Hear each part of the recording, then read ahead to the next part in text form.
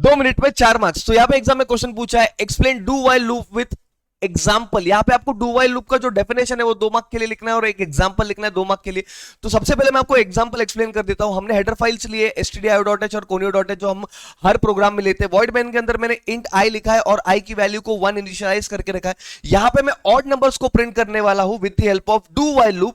मैंने CLR SCR लिया तो जो मेरा आउटपुट स्क्रीन को क्लियर कर देगा। प्रिंटफ में एक मैसेज दे दिया जस्ट कि हम 1 से 20 के बीच में ऑड नंबर्स को प्रिंट करने वाले हैं। तो यहां पे डू के अंदर देखो कंडीशन मैंने क्या लिखा, if i mod 2 not equal to 0। अब इसका मतलब क्या होता है, अब मान के चलते हैं हमने हमारी i की वैल्यू अभी कितनी है 1 है, तो अगर मैं 2 को 1 से डिवाइड करूंगा तो बेसिकली मुझे रिमाइंडर क्या मिलेगा 1 मिलेगा। 1 मिलेगा मतलब क्या, ये जो कंडीशन मैंने यहां पे लिखा है i mod 2 not equal to 0, i mod 2, तो ये जो मॉड सिंबल जो होता है, मॉड सिंबल बेसिकली मुझे रिमाइंडर वैल्यू देता है। तो बेसिकली ये 0 से इक्वल नहीं है। अगर मैं कोई भी नंबर को 2 से डिवाइड करूं और उसका रिमाइंडर 0 आता है that means it is a even number. अगर 0 नहीं आता है तो that means it is a odd number. हमारे केस में हमको रिमाइंडर जो मिला है 1, तो ये क्या हो गया हमारा ऑड नंबर। तो यहां पे अब वो उसके अंदर जाएगा और क्या प्रिंट करेगा, i की value. What is value of i, value of i is what 1।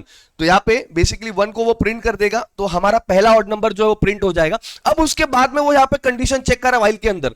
देखो डू व्हाइल, डू मतलब पहले कर लो उसके बाद में चेकिंग कर लो। अभी वो चेकिंग कर रहा है i is less than equal to 20। अगर ये ट्रू है तो वापस वो डू के अंदर जाएगा।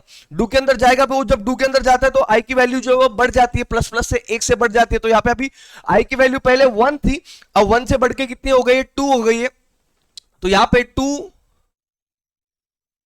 1 are 2 और हमें रिमाइंडर मिला 0। तो ये जो मॉड सिंबल है ये हमको रिमाइंडर 0 दे रहा है। दैट मीन्स व्हाट, यहां पे देखो i mod 2 not equal to 0, तो ये कंडीशन जो है मेरी वो क्या हो जाएगी, फॉल्स हो जाएगी। और यहां पे वो इसके अंदर इफ ब्लॉक के अंदर आके प्रिंटिंग नहीं करेगा। प्रिंटिंग नहीं करेगा इसका मतलब क्या है, वो इवन नंबर है इसलिए हम उसको प्रिंट नहीं कर रहे। वापस से बढ़ के जो है i की वैल्यू 2 से बढ़ के कितनी हो जाएगी 3, तो 2 1 are 2 और रिमाइंडर 1 बचा।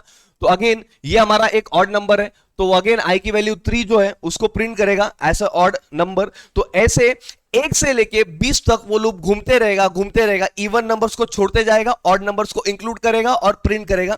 तो ये एग्जांपल में हमने क्या डेमोन्स्ट्रेट किया, डेफिनेशन देखो क्या बोला, in some applications it is necessary to execute the body of the loop before the condition is check. यहां पे हमने कंडीशन को बाद में चेक किया, व्हाइल के अंदर जो हमने कंडीशन दिया था उसको बाद में चेक किया, हमने पहले डू का जो बॉडी है उसको एग्जीक्यूट किया।